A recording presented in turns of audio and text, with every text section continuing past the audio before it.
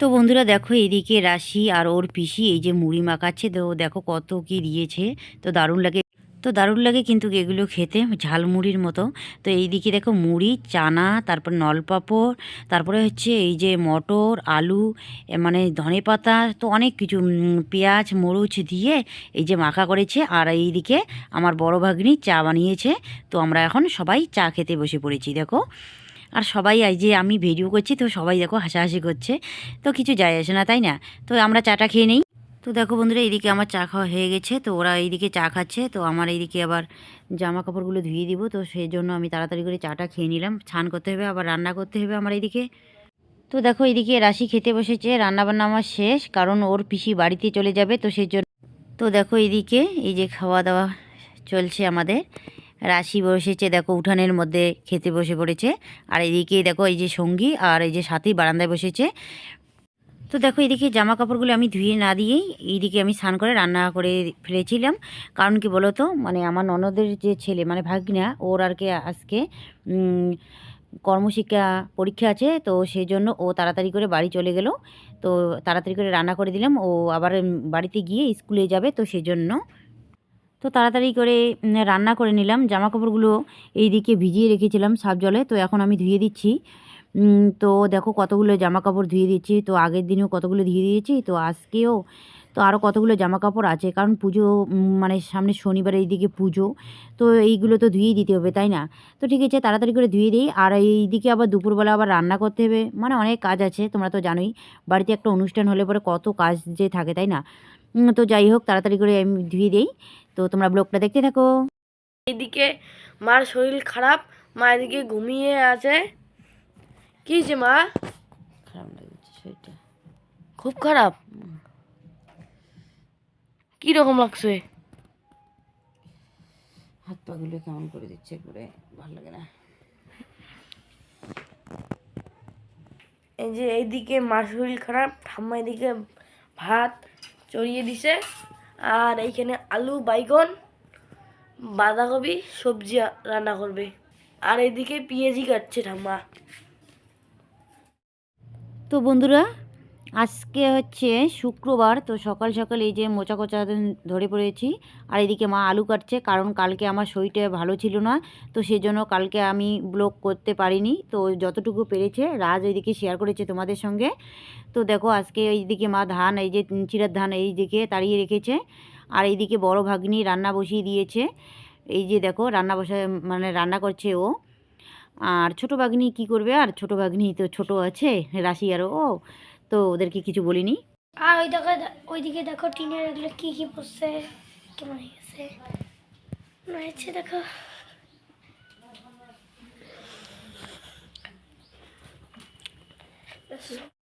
তো বন্ধুরা অনেকক্ষণ পর তোমাদের সামনে আসলাম, এইদিকে বাড়িতে মোচাকোচা করলাম, তারপরে এই যে দেখো কতগুলো জামা কাপড় এইদিকে ধুয়ে দিয়েছি, তারপর এইদিকে পিছনে শুকোতে দিয়েছি আবার কতগুলো। তো এইদিকে রান্না করেছে বড় ভাগ্নি, তো এখন তাড়াতাড়ি করে খেয়ে নিব, তারপর আবার ওই দিকে যেতে হবে আলু গড়তে, আলু খেতে। তো ঠিক আছে তাড়াতাড়ি করে খেয়ে নিই। তো দেখো বন্ধুরা আমি এইদিকে খেতে বসেছি। আজকে হচ্ছে শাক, বেগুন ভাজা, আর কিছু নেই। তো আর আলু মাখা, তো এগুলো দিয়ে খেয়ে নিব। নিরামিষ, কালকে পুজো, তো সেজন্য বাড়িতে আজকে নিরামিষই হবে। তো যাই হোক তাড়াতাড়ি করে খেয়ে নেই। তার মধ্যে আবার ওইদিকে সবাই আলু খেতে গিয়েছে গাড়তে। তো আমি খাওয়া দাওয়া করে এইদিকে আলু গাড়তে আমিও চলে যাব। তো দেখো এইদিকে সবাই এই যে খাওয়া দাওয়া করে এই যে দেখো সবাই লেগে পড়েছি আলু গাড়তে। তো মানে এইখানে হবে 1 পোয়া জমি, তো এইটুকুই গাড়বো আলু। তো বেশি গাড়বো না, কারণ সবগুলোতে ভুট্টা গাড়ছি। আর এইদিকে কিছু জমি আছে, ওইগুলোতে আবার চায়না ধান করতে হবে, তো সেই জন্য মানে এইদিকে খাওয়ার আলুটা আর কি হয়ে যাবে এই ক্ষেত থেকে। কারণ কি এই দোকানে আমাদের আবার আলু লাগে, তো সেই জন্য মানে কি অল্প করে আমরা আলু করি, বেশি করি না। তো এই অল্প করলে আমাদের অনেক দিন চলে যায়। তো মনে করো বছরে 3-4 মাস আর কি কিনতে হয়, তাছাড়া এই যে কয়েক মাস 9 মাসে মনে করো আমরা আলু ঘরেরই আলু খাই। তো ঠিক আছে তাড়াতাড়ি করে আলুটা গাড়ার পরে আবার ওইদিকে বাড়িতে অনেক কাজ আছে। তো দেখো এইটুক গাড়া হয়েছে, এখনও সম্পূর্ণ জমিটা এইদিকে বাকি আছে। কোন জমিটা বলো তো? আমাদের বাড়ির পিছনে যে রান্নাঘরের পিছনে যে ক্ষেতটা ছিল না, যেখানে আমরা জম্বুরা ঝালাই খেয়েছিলাম, তো সেই জমিটাতে আমরা আলু গাচ্ছি। আমরা সবাই মিলে আলু কাটছি, দিদি ঠাম্মা মা সবাই মিলে কালকে পুজো, কালকে আবার অনেক কাজ আছে, ফির আবার তারপর আলু গাড়তে হয়, তাই আজকে আলু গাড়ছি।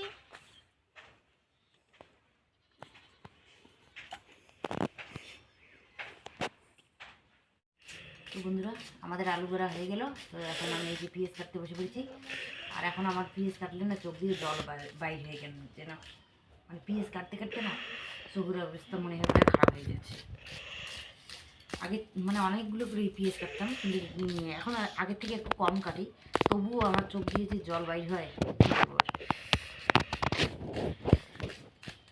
আমি বাগান বাড়িতে এসেছি এদিকে ধনেপাতা তুলতে। তো তোমাদেরকে দেখাই, এই যে কোদালে যে শাকগুলো ফেলাইছি, তো দেখো কত বড় বড় হয়েছে। তো সেটাই তোমাদের সঙ্গে আজকে শেয়ার করব। তো ঠিক আছে, এই যে দেখো শাকগুলো কত বড় বড় হয়েছে। এই যে এগুলো লাপা শাক,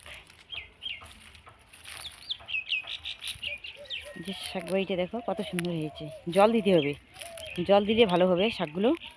আর এই যে দেখো ধনেপাতাগুলো, এই যে ধনেপাতাগুলো দেখো কত সুন্দর হয়েছে না। তো খাওয়াটা তো হবে, বিক্রি তো আর করবো না, তাই না? তো ঠিক আছে, কয়েকটা ধনেপাতা তুলি নেই। তো যেগুলো আর কি ঘন ঘন আছে তো সেগুলোই তুলে নিব। কারণ কি বলো তো, যে ছোটোগুলো আছে ছোটোগুলো তখন বড় হয়ে যাবে। আর এইগুলো খেতে কিন্তু এই যে মানে শীতের দিনে কিন্তু দারুণ লাগে, তাই না? তো এখন কিন্তু বর্ষার দিনেও হয় ধনেপাতা, কি বলো তো, এগুলো হাইব্রিড ধনেপাতা। তো এইগুলো কিন্তু অতটা মানে সেই রকম এইগুলোর মতো আর কি হয় না, সিজন টাইমের মতন হয় না। তো ওইগুলোর একটু মানে সেন্টটা একটু কম হয়।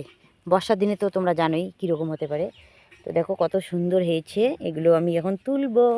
আর এইগুলো নিচ্ছি কেন বলো তো, তোমার দাদাভাই আজকে বাজারে যায়নি, তো সেই জন্য এইগুলো নিয়ে যাব। এগুলো দিয়ে আজকে ঘুগনির মধ্যে দিবে তোমার দাদাভাই।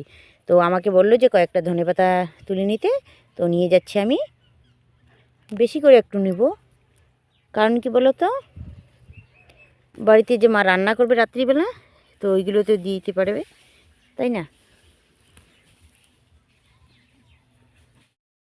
তো দেখো কতগুলো ধনেপাতা তুলে নিয়ে আসলাম আমি, কত সুন্দর লাগছে, তাই না? আসলে কি বলো তো, মানে এই যে মানে ক্ষেত থেকে তুলে এই ধনেপাতাগুলোর ছেনটা কিন্তু আলাদা থাকে। আর যেগুলো বিক্রি করে ওগুলো তো আগের দিনই তুলে রাখে, তারপরে তো পরের দিন মানে বিক্রি করে, তাই না? ওই রকম করে কিন্তু। আর এই যে ক্ষেতের থেকে টাটকা টাটকা তুলে রান্না রান্না করলে না, দিলে না বেশ দারুণ লাগে, সেই লেগে আমার কাছে।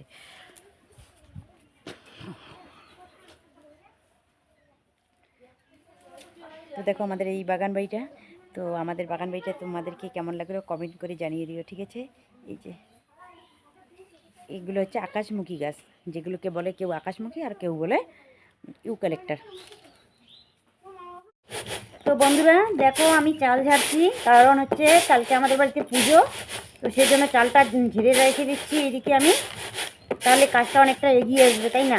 তো দেখো কালকে এইদিকে অনেক কিছু মোচা কোচা করতে হবে, মানে শুধু একটা ঘর মুছেছি।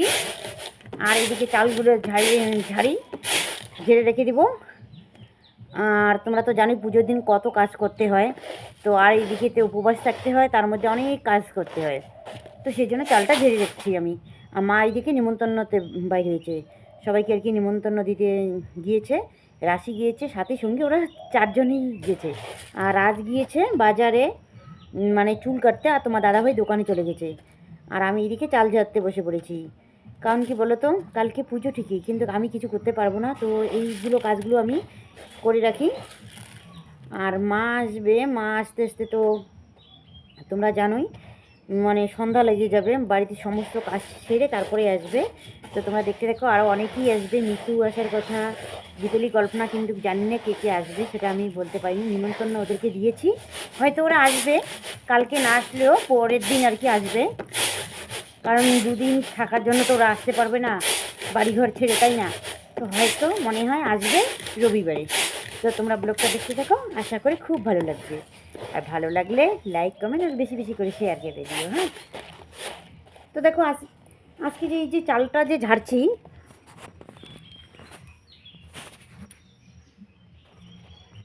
তো দেখো বন্ধুরা এখন না এই যে কি যে ব্যাপার, যে চালগুলোর মধ্যে না এই যে দেখো কালো চালগুলো কেন যেন বেশি একবারে, এই যে কালো চালগুলো দেখা যাচ্ছে, দেখো কালো কালো চালগুলো, এগুলো কিন্তু দেখতে মাছির মতো দেখা যায়। যখন ভাতটা আর কি ফুটবে না, ভাতটা বড় বড় বড় বড় হবে, এই যে বড় বড় যখন ভাতটা আর কি হবে তখন দেখা যাবে মাছির মতন। তো সেই জন্য ভালো করে বেছে নিচ্ছি। এই যে দেখো কতগুলো বাইরে, এই যে মানে এগুলোকে বলে মরা চাল। তো ঠিক আছে, চালটা তাড়াতাড়ি আমি ঝেড়ে নিই। তো দেখো কতগুলো চাল ঝাড়ছি। এই যে অর্ধেক বস্তা ঝাড়া হয়েছে, এখনও পুরো বস্তাটা বাকি আছে। তো এইখানে কিছু আছে। তো ঠিক আছে, চালটা তাড়াতাড়ি আমি ঝাড়ি।